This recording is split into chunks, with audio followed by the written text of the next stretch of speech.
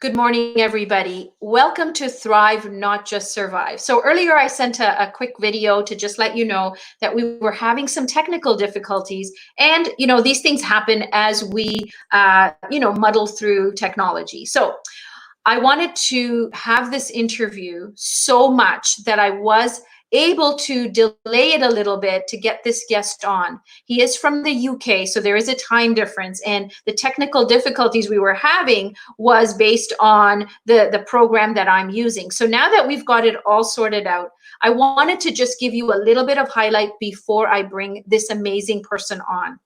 So I met Murtaza through another group that I'm a part of, and his mom happens to be a part of that group. So it's funny how things get aligned and how God allows you to meet people and talk to people and engage with people in ways that you never thought possible. And so as I created this broadcast, my whole mission was, when COVID-19 happened, is to bring positivity to the social media posts and my own feed and encourage people through different things like positivity, mindset, resilience. And in the midst of it all, I began to meet people who had a perspective and who could share their stories to inspire others. So today I have this man, amazing man, on my show, and I'm humbled to no end of him accepting my invitation. This young man is going to walk us through his journey, and I want you to listen very carefully to the nuggets of wisdom that he's going to share with us based on his life experience. And nothing in our life, in terms of our challenges that are showing up, are things that are in our way of what we can accomplish. So let me bring on the amazing Murtaza Dewji, who's going to share with us his amazing story. And remember to listen for those nuggets of wisdom, because this man has a lot of them. So here we go. Let me bring him on. Hello, Murtaza. I am so happy that you've accepted my invitation to be here. Thank you so much for being patient with all of this technology that we were dealing with this morning. So as we begin, I want you to tell our guests who you are and how this whole thing started up to when you were 14 years old. Okay. Assalamu alaikum. To be honest, my life changes started when I was 14 years old. I was carefree and enjoying doing many things with my friends, as they said so. Although I was naturally a shy person, which was not possible, but nevertheless, I always loved sports. My sports were swimming, table tennis, playing golf, and tennis. But my hero was Pete Sampras. I love him too. I also have very fond memories of sleeping overs with friends in madrasa, and also I was so active with the annual madrasa events and going to the beach and stuff. And lastly, I was an active author of the magazine that was half yearly in Mombasa, where I was brought up. That's okay. So this was up until you were 14. You were able to play sports. You were able to go to school. You did all of the things with your friends. And your hero, Pete Sampras, and me too, was sort of who you were inspiring to, in terms of tennis, to get your skill level up, correct? Yes. Awesome. So tell me what happened at 14 years old. What began to change? Okay. I vividly remember one or a couple of mornings, I had an odd shiver in my body when my parents woke me up for school. But I didn't take care of that. But nevertheless, it all started when suddenly I tripped up when playing tennis, and and my weakness on my legs And in 1997, I was recommended to see a specialist when I kept my symptoms kept persisting. That on in the summer of 1997, I went to the capital country, Nairobi, where I was diagnosed with spastic paraplegia with essential tremor. But it was a shock to me, but nevertheless. So as this diagnosis happens, did they tell you sort of what was going to happen in terms of your physical movements? No, they told me it's not possible because no doctor knows exactly what's wrong. So take the day as it comes. Okay. And so how did you then go on living your life after 14? What happened and what changed? To be honest, I always wanted to continue schooling and stuff. So I was always active because I never was down because I was such a, I was so engrossed with life that everything, even in Africa, I used to keep busy, go to club, and because every evening I would go play sports and come back from school, and even my tuition, I would always keep active. So the activity still kept on going. And so it's almost that you were mentally pushing yourself no matter what your physical body was showing you or limiting you with. Yeah. And so what do you think you can relate that to? Was it something to do with your mindset? Like, do you feel that you pushed past something? Yes, because I was so, it was especially when I was always wanted to be on time because I still believe wherever I have any meeting or anything, since the early days of my life, I've always followed time. Mm-hmm. Mm-hmm. And so that whole idea of being punctual and meeting those needs and requirements, right? Exactly. That you had to do whatever, whether it was school timing or sports or going to mosque, whatever that was. Yeah, but I fall down or stand up because I always felt if you fall, you stand up, you continue your life. And that's a very interesting thing that you say, that no matter what or how many times you fall down, the gift is in the getting up. And you continually, even to this day, as you were going through your schooling and then you went to college. And now I know I'm going to introduce something here because people need to know that you wrote this book called Ability Through Disability. And so it explains your journey and what you, how you got through all of this. But tell me a little bit about going through college and sort of, the obstacles that were coming up for you, right? As you were doing all of these things. Despite my handicap and my personal disability, I was always forced myself to stay active, to not to follow in negative cycles. So I think I've got my mother's genes, because I either am busy at work or usually I go to the gym or swimming.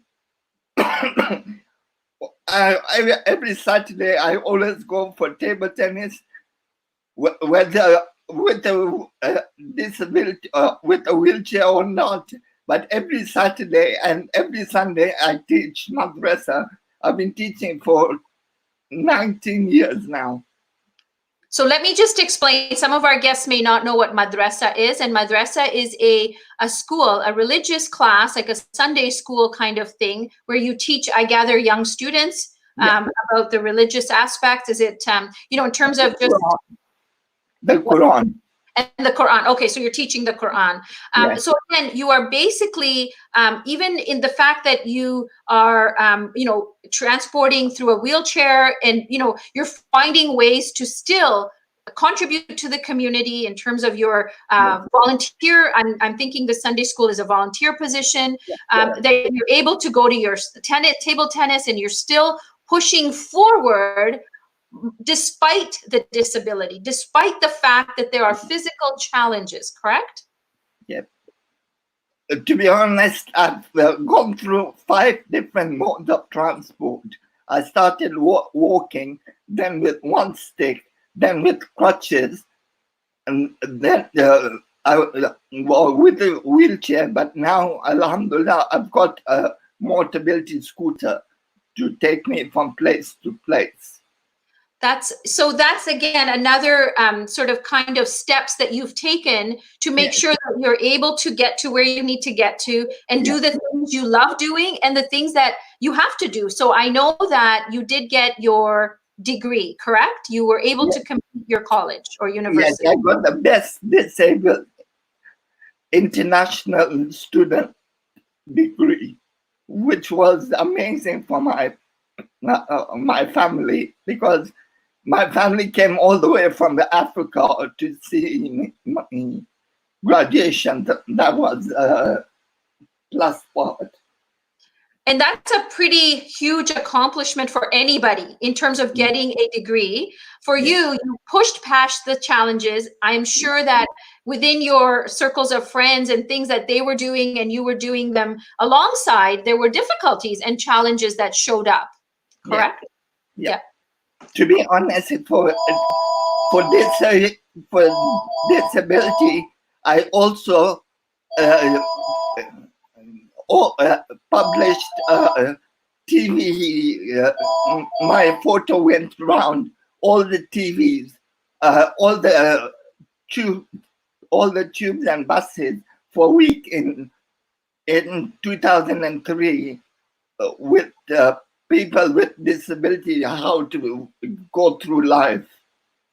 And is that what made you write the book? No, I'm not. To be honest, coping up, because coping with my feelings, I began to write slightly, because once I left my parents, dropped me in the UK, every day I used to write a journal to my parents. So I thought, why don't I write a journal of my life?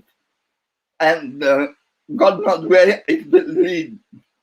But I was so shocked when I wrote all my journals and I formatted it and it became a book.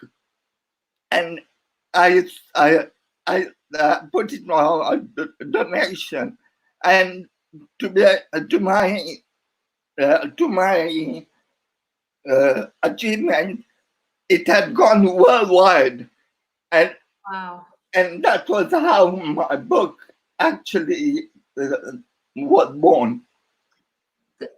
What an amazing accomplishment! I mean, to be able to not only document your life, to think about what was going on, but to be able to put it in a book form where it can help so many more people in terms of not just inspiration, but people that are going through disabilities in different forms in their life. This book, and I've read it, for everybody that's listening, you've got to get your hands on this book. This book is available. You can message me or Murtaza directly and we'll get you the link for it. But tell me in terms of who you're supporting by selling this book. It's not in terms of your amount for what you're asking for the book is not that high. What are you trying to do in terms of the charity that you're trying to support? To be honest, my first book was for the charity for Eid. It was about 2 years ago. On Eid, it was like an Eid gift. Okay. So that everyone who wanted it would just pay £5, like for a donation to the Ramadan relief. Oh, okay. And then it became like, then I went to Kenya and I was invited to give a talk.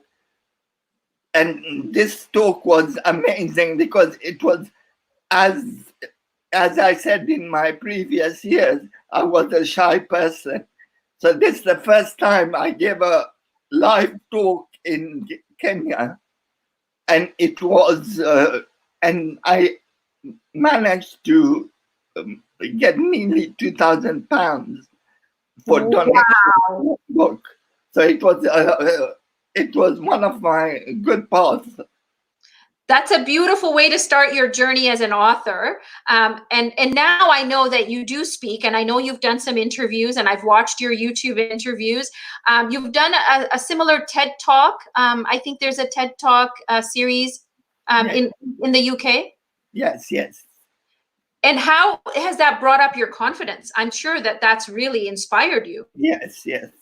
To be honest, that has, and that to be honest, this power, whichever, even at the moment with lockdown, at least with these different going through, because even on Saturday I've got another coming out, so now I am enjoying my time now. At least if anyone else can be supported with what I say, so Absolutely. And I think, you know, the message you have is so strong and it's so inspiring. Honestly, you've taken me like completely by surprise in terms of the book, the way that you've written the book and the honesty with which you've written it, with the passion and inspiration, the nuggets of wisdom. So a lot of your book, and I read it twice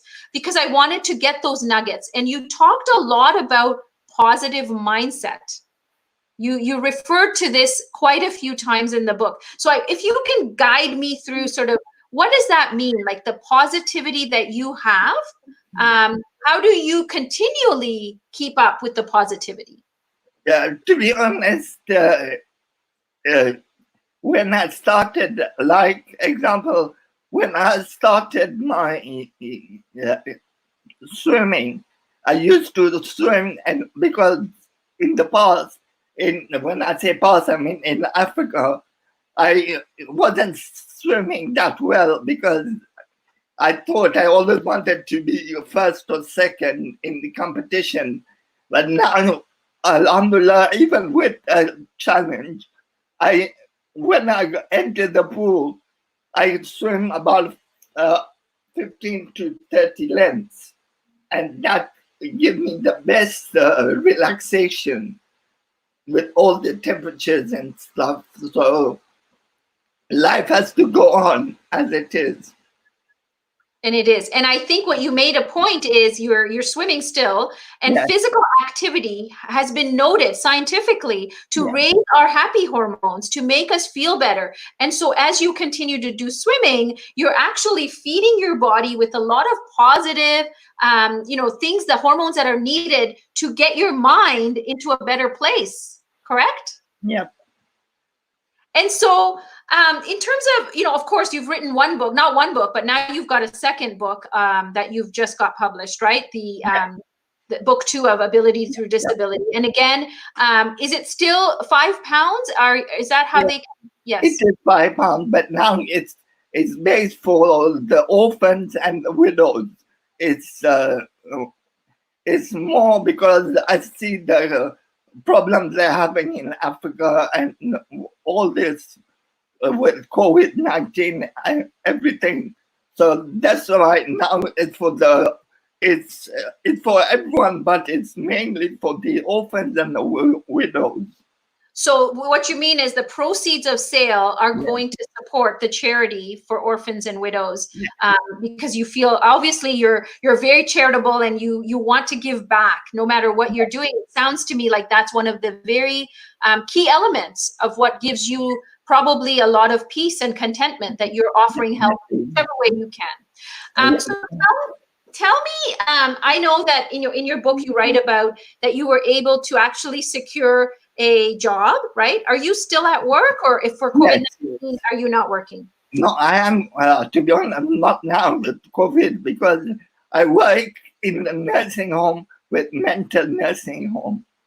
So because to be honest, when I go to work, I go as early as 7:30, 7:45, and keep busy, because that's enjoying helping all the this, because I'm a computer, because I graduated in computing. So Computer science? Was it computer science you did? yes, computer databases and stuff. So I do all the computer work for this for nursing home.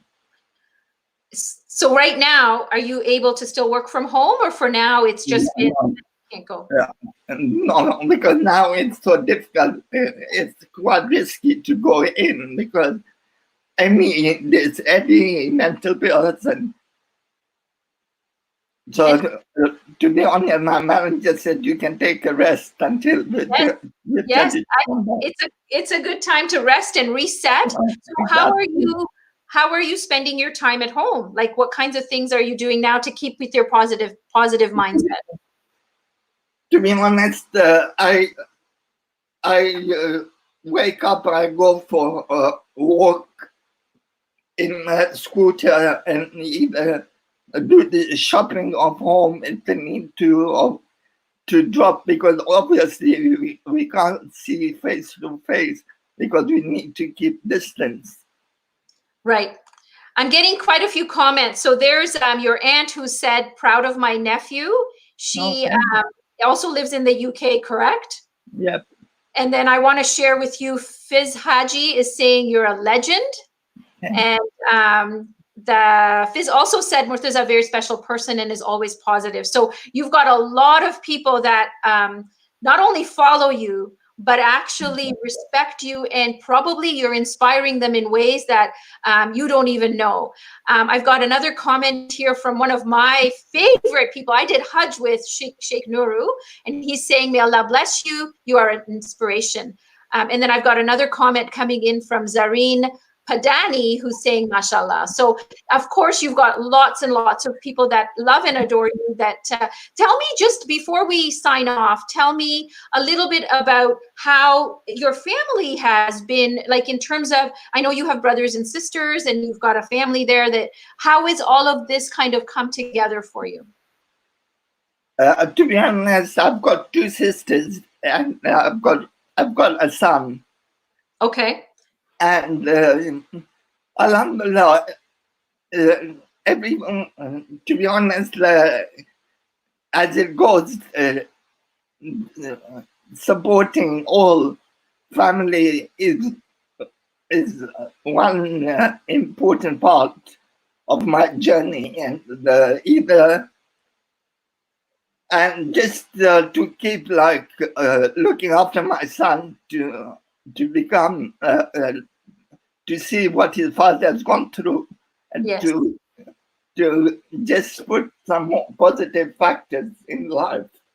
And so that's important to realize, right? That your actions and the way you live your life has an effect on others in terms of the role model that you are. You're a brother, you're a son, and then now you're a father. So these things are really important as we live our life, to be able to realize that we are role models to whoever that's around us. And you're doing an amazing job. Honest to goodness, you have totally touched my heart, and you inspire me to do the work that I do with a lot more grace and appreciation and gratitude, because I do believe that, you know, we have to thank God from whatever perspective we see this, is whatever challenges come our way, it's always for our benefit, it's for our growth, right? Yeah. Excellent. So before we end, do you have any parting words that you can sort of leave with us on things that we can think about, or just a few positive words for our audience? To be honest, going through a life, I don't blame. It is difficult because you get all the comments like, he'll never get to where he wants to, and you need to ignore all the positive, all the negative, and think that if you can do it no one can stop you. Yeah. Life has to go on. Yes. So two things, life goes on, and two, nobody can stop you from anything you want to do because you have power over your own self and your own life and your own destiny, no matter what the challenges are. So I want to thank you. Thank you from the bottom of my heart for joining me and giving us your nuggets of wisdom and your true sense of your light. You are sharing this with us, and I am so proud and so happy that you were able to join us. So I want to just kind of tie this off as to, you know, for people that want to order the book, you can reach out to Murtaza, you can befriend him on Facebook, or you can send me a message privately and I will link you up to get the book, book 1 and book 2. They are helping charities, so you'll know that, you know, whatever funds that are being raised are going to help the people that are in need, orphans and widows. So Murtaza, thank you again. I just want to just send you a heartfelt hug. I know I can't do that from with social distancing, but you know that you have inspired many, and I wish you all the best as you go forward and leave your mark with more things and more positivity. I want to just thank you again. Thank you. So this was the guest that I was telling you guys about. I hope you've enjoyed the interview. He is a true inspiration. I'm sure you can see from his words of wisdom.